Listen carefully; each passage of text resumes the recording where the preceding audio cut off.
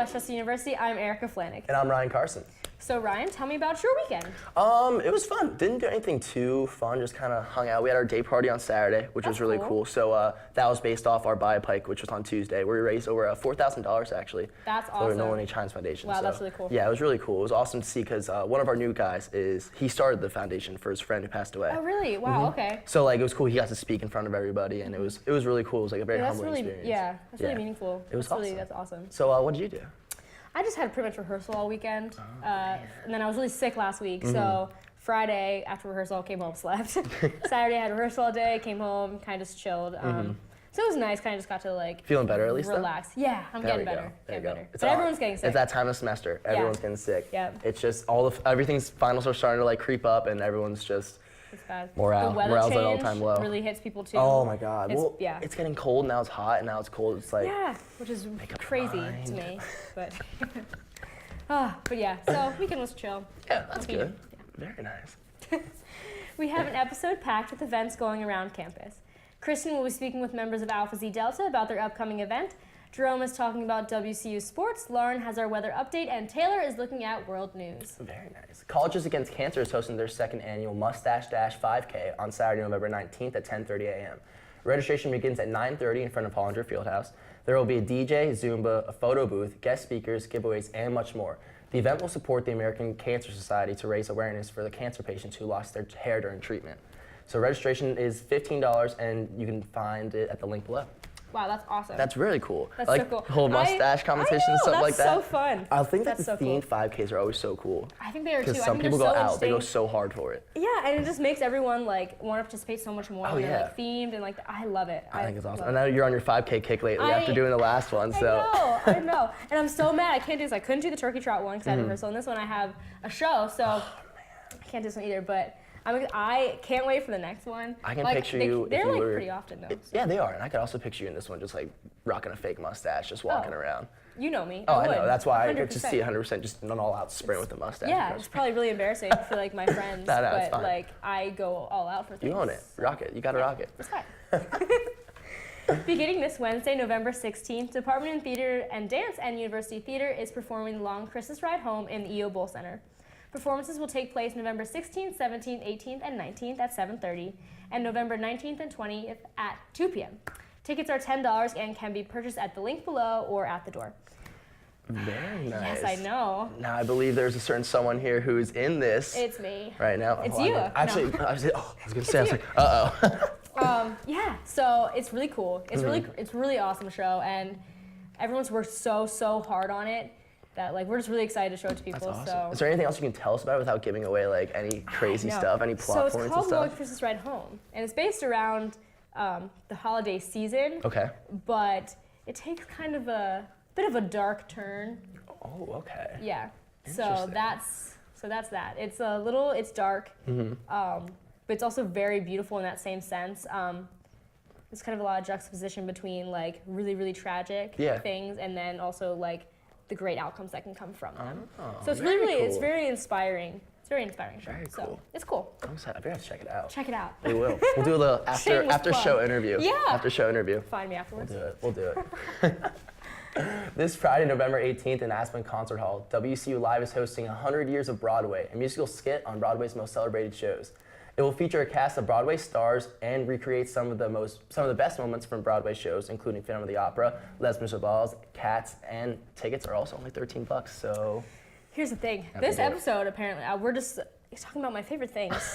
5Ks, musicals, my own show. I'm just saying. This is just your episode. I don't even know why I'm here. You could literally just talk about it the whole time. Like I'll step away. No. I'll see you in a little bit. Like Need my co-host. Need my co-host here. Ground me in this episode especially. Always. Keep you grounded. That's what we do here. How embarrassing. How embarrassing. Oh, now let's send it to Kristin with Alpha Zeta Delta. Kristin? Thanks, Erica and Ryan. Now I'm here with the two philanthropy chairs of Alpha Zeta Delta, who are Carly and Katie. And I know you guys have a big event coming up, so can you tell me a little bit about it? It's our 7th annual bingo tournament, which is called Zingo, from 7 to 9 in Sykes ballrooms. It'll be $5 at the tables on Thursday night, November 17th. And then we'll have pre-sale tables from Monday through Wednesday, 12 to 2. Great. So can you tell me a little bit about the event? Can anyone go? What's going on? Yeah, anybody can go to the event. Like Carly said, we will be having pre-sale tables all this week in Sykes, Monday through Wednesday, 12 to 2. And we will also be selling $5 at the door. We will be offering free food from multiple restaurants in Westchester, and then we will also have really cool prizes at the end of each round. Great. That's awesome. Can you give us a little preview of some of the prizes? So we have a Yeti cooler, a speaker, we also have a GoPro, and then we have a bunch of raffle baskets we'll be raffling off. Awesome. Sounds great. So I know this event is to promote a philanthropy. Can you tell me a little bit about it? Yeah, Autism Speaks is about raising awareness for autism and autism research. Awesome. So how much money did you guys raise last year? Last year we raised $4,000. Great. So, yeah. What's your goal for this year? We want to raise over $4,000 this year. Awesome. Sounds great. So make sure you get your tickets to help them raise over $4,000. That's, again, this Thursday in Sykes Ballroom, 7 to 9. You can buy pre-sale tickets all week for $3 at the door 5, correct? Yes. All right, awesome. Well, I can't wait to see you guys there. I love bingo. So I'm sure it's going to be a great event. Thank you so much. Yeah, of course. Thanks for coming in. So we're going to send it to Jerome with our sports now. Jerome? Thanks, Kristin.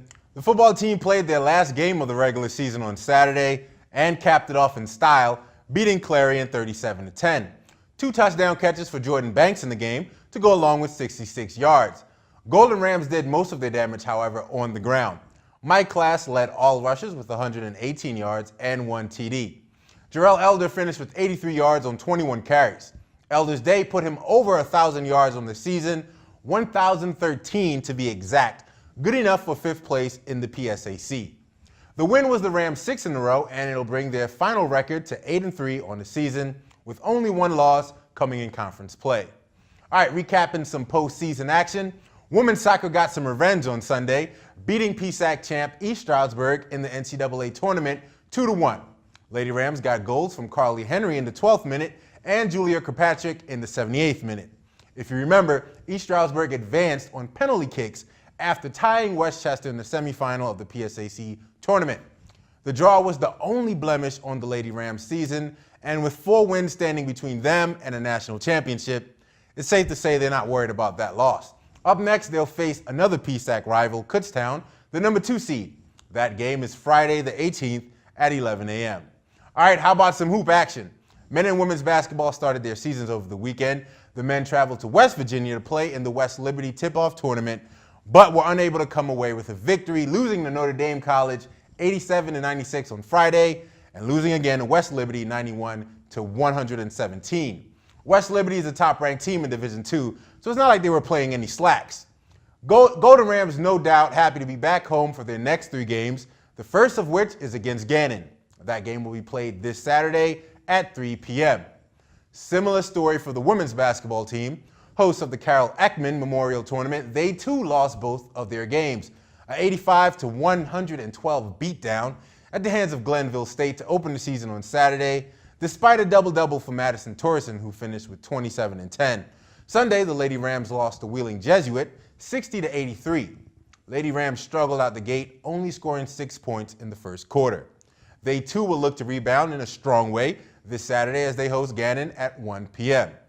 And now for this week's top performers. Hats off to Rachel Toppy. The junior forward was named the PSAC Field Hockey Athlete of the Year after leading the conference in points and goals, earning her a spot on this list. Also, shout out to her teammate Maya Gulliskin, who was named the PSAC Freshman of the Year. Also on our top performers is Jarrell Elder, the junior running back, finished with 1,013 yards this season and 11 touchdowns. And last but certainly not least, Madison Torreson started her season off with a bang, going for 27 points and 10 rebounds. Lady Rams didn't get the win, but Torreson put the rest of the PSAC on notice that she's going to be a force this season. And that's all I have for this week. Be sure to get out and catch some games this week. Best of luck to the women's soccer team and all our teams competing this week. With the Sports Short, I'm Jerome Ambrose. Now let's send it to Lauren with the weather. Thanks, Jerome. This week will begin on a wet note with rain showers throughout the day and a high of 52. Wednesday, the rain disappears, leaving us with mostly sunny skies and a high of reaching 58. The temperature stays in the upper 50s on Thursday with more sunny skies. Friday will be beautiful with lots of sunshine and a high temperature of 60 degrees. And we stay in the 60s on Saturday with more nice sunshine. And then we'll end the week on Sunday with clouds and the high falling back down to the upper 40s. As always, remember to stay up to date with the latest weather updates by visiting WCUquad.com. That's all I have for this week's weather forecast. I'm Lauren Alexander. Now let's send it over to Taylor. Thanks, Lauren. Since our last news update, there have been some major changes in the White House. That's right, Donald Trump won the presidential election last Tuesday. Trump received 279 electoral votes and Clinton 228. Trump greeted his supporters at the Trump headquarters in New York and gave his acceptance speech around 3 a.m. Unlike past elections, Clinton's campaign manager made a statement saying she would not be giving her concession speech until the following day. Trump arrived to the White House on Thursday to meet with President Obama. Donald Trump will take office January 20th. If you went outside last night and looked up at the sky, then you might have seen the biggest supermoon in nearly 70 years. According to NASA, the moon hasn't looked this big and bright since 1948 and will not return to that size until 2034. A series of earthquakes hit New Zealand's South Islands, which triggered a tsunami that sent aftershock across the country. The first event was a 7.8 magnitude earthquake, bringing 8-foot waves on the coast. Residents were then told to stay indoors. That's all I have for this week's news update. Back to you, Erica and Ryan. Thanks, Taylor. Well, that concludes this episode of WCU Weekly. If you have anything you'd like to be read on air or you'd like to get involved with WCU Weekly, be sure to email us at wcuweekly@wcupa.edu. Also, be sure to follow us on Facebook for segments, events, and much more. Until next week, I'm Erica Flanick. And I'm Ryan Carson. Have a great week, West Chester University. And an even better weekend. What we used to